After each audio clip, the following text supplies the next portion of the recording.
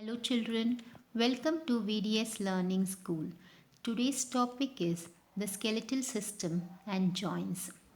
So, we shall have a look at the keywords. The keywords are skull, backbone, rib cage, limbs, joints, the hinge joint, the ball and socket joint, the pivot joint, the gliding joint. The skeletal system. Children, look at the picture over here. So the picture is of a skeleton, isn't it? So the skeleton is nothing but it is been made out of bones. So we can see all the bones which is present in the human body, isn't it? So a skeletal system is all the bones in the human body together are called the skeletal system. Okay, so the bones which are being present in our body is being made up of many cells, protein fibers and minerals. The function of the skeletal system is to provide support, shape and strength to the body. They also protect the internal organs and help in the movement of the body parts. Children, at birth, that is when a newborn baby is born, it has 300 bones. Okay, so as the baby grows, some of these bones fuse together to form one bone. So once we reach adulthood, we have 206 bones. So children, an adult human body has 206 bones. So the largest bone in the human body is the thigh bone or the femur. And the smallest bone in the human body is the stapes. That is, it is in the middle ear. Okay, which is just 3 millimeter long. Okay, so children, the bones which are present in our body are made up of minerals such as calcium and phosphorus. Okay, and some of our bones are also involved in producing blood for the body, like the bone marrow. Children, bone marrow is the spongy tissue inside the bone that produces blood cells. Okay, so the blood cells are like this RBC and WBC. So RBC is nothing but red blood cells and WBC is white blood cells and platelets. Children, the skeletal system comprises of skull, backbone, rib cage and limbs. So we shall learn about these in detail. Okay. So the first one, we have got the skull. So what is a skull?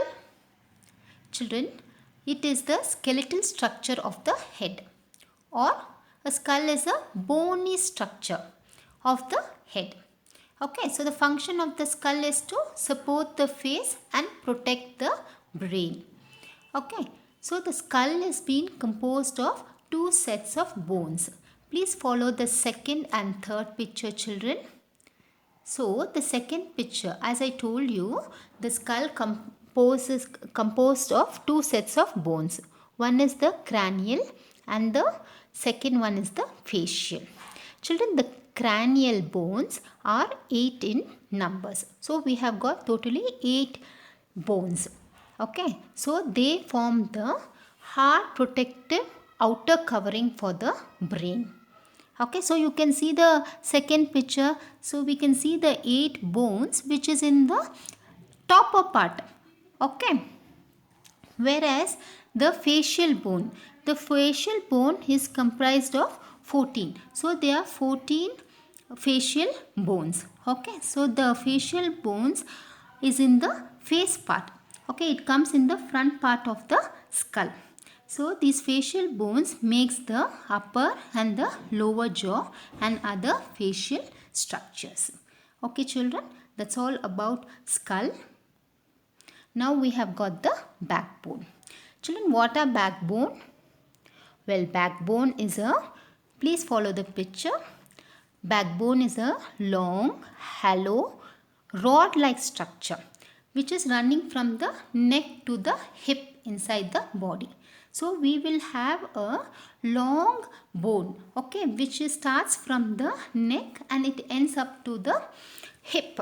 Okay, so the backbone is also called as a vertebral column or the spine. Okay, so the function of the backbone is it provides main support to the body and also helps the body to stand erect.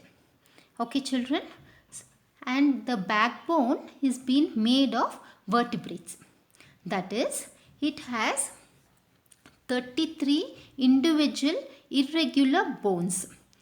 Follow the picture, children. So the backbone is being made up of 33 individual irregular shaped bones.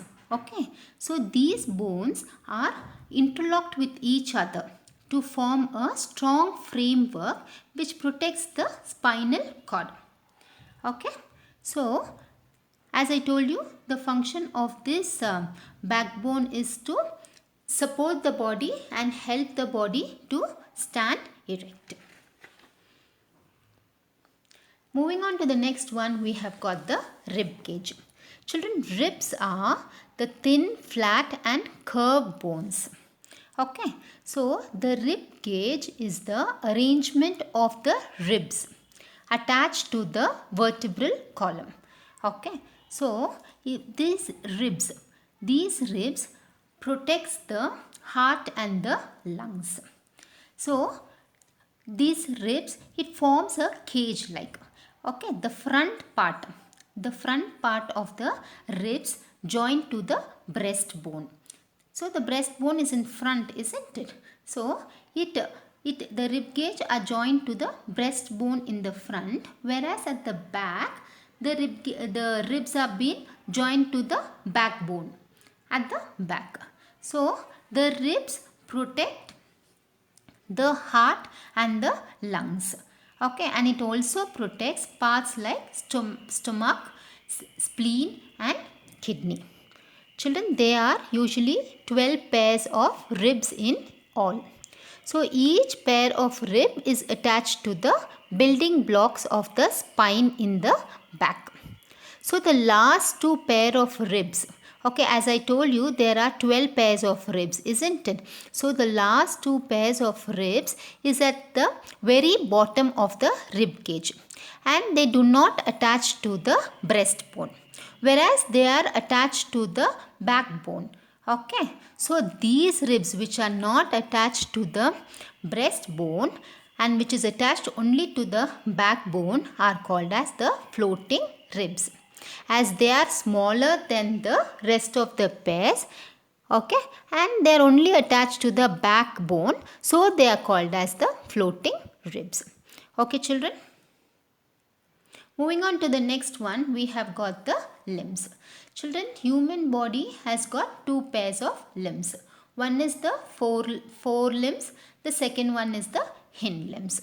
So the hind limbs are nothing but our legs. Okay, so legs provides support for your upper body, isn't it? It provides support for the upper body and also helps in walking and performing various movements. Whereas the forearms, the four limbs are nothing but our arms. Okay, so the arms function in the human being is to reach out and grab anything from anywhere, isn't, from food to tools. So we are using our arms for everything, for eating, for doing our work, everything we are using our arms, isn't it? So the arms are nothing but the four limbs. So children, as I already told you, the thigh bone known as the femur is the longest bone in the body. Okay, look at the second picture. We can see the red color which is being marked is the thigh bone, children. So this is the longest bone in the body. Moving on to the next one, we have got the joints. Children, what are joints? Children, joints are the place where two or more bones meet or join together are called as joints. Okay. So Just imagine if a wire is got cut. Okay, we join it, isn't it? We join it and we twist it. Okay, so we are joining two wires over there. So that is a joint. Similarly, a place where two or more bones meet or join together is called as a joint. Okay, the bones are held together at the joint by strong tissues called ligaments. Children, these joints are being held together. Okay, these bones are held together at the joint because of a tissue called as ligaments. To make you to understand much better, as I already told you, when two wires cut and we try to join it, we twist that, isn't it? And then we form the joint over there in that wire. And to make it stronger, what do?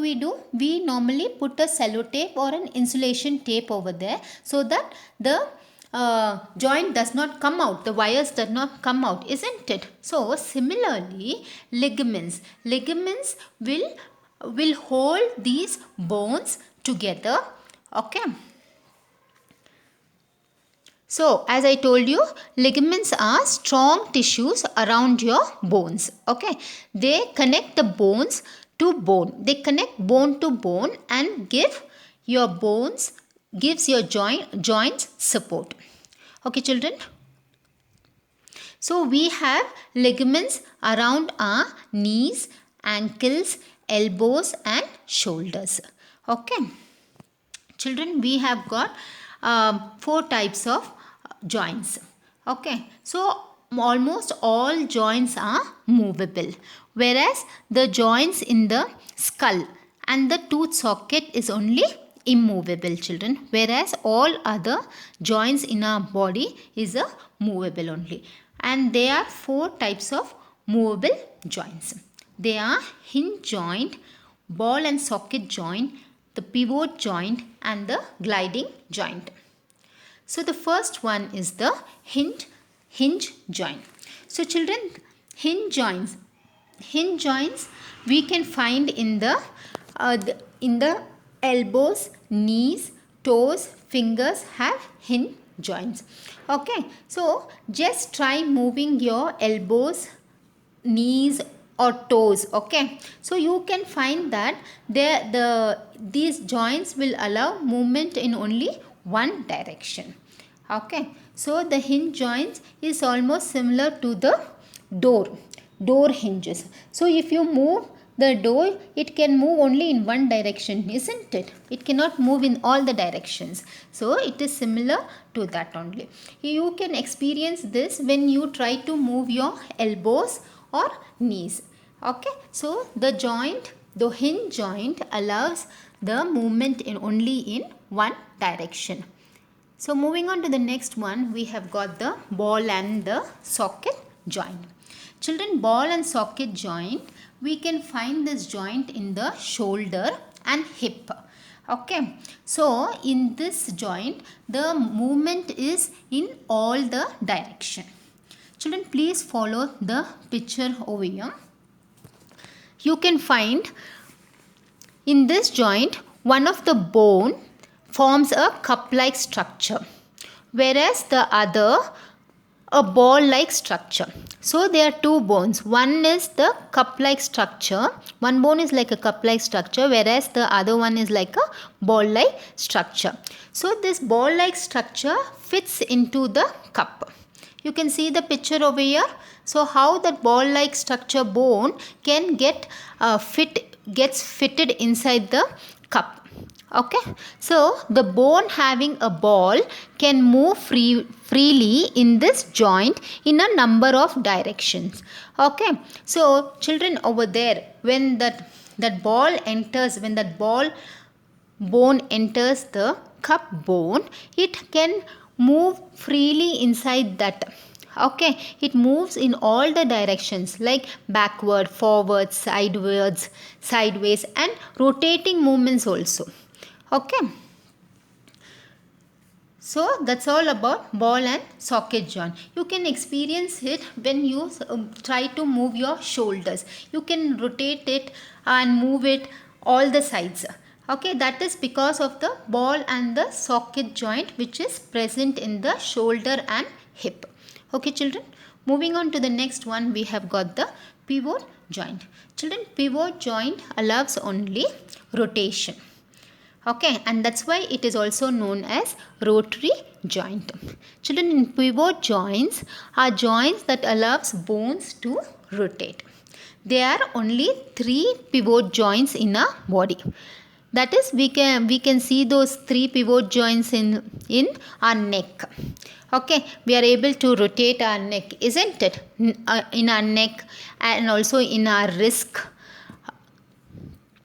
and also in our elbows. So we can see that we are able to rotate.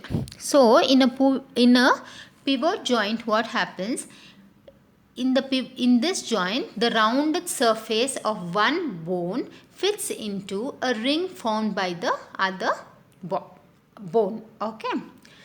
As I already told you, we are able to see this pivot joint in the neck part, in our neck, wrist, and our elbows also. The last joint we have got the gliding joint. Children, what does gliding means actually? Children, gliding means to move smoothly or continuously. Okay, so the gliding joints are also known as plane joints, because they are called as plane joint because the movement is flat and simple smooth movement happens in the gliding joint, and that's why it is called as gliding joint. So in this joint, it allows the bones to glide over each other. So we can find gliding joint in the wrist and the ankle have gliding joints. So children, we have come to the end of the session. Hope you have understood it. If you have got any doubts, please comment on it and I shall reply. Thank you so much. Please share and subscribe. Thank you.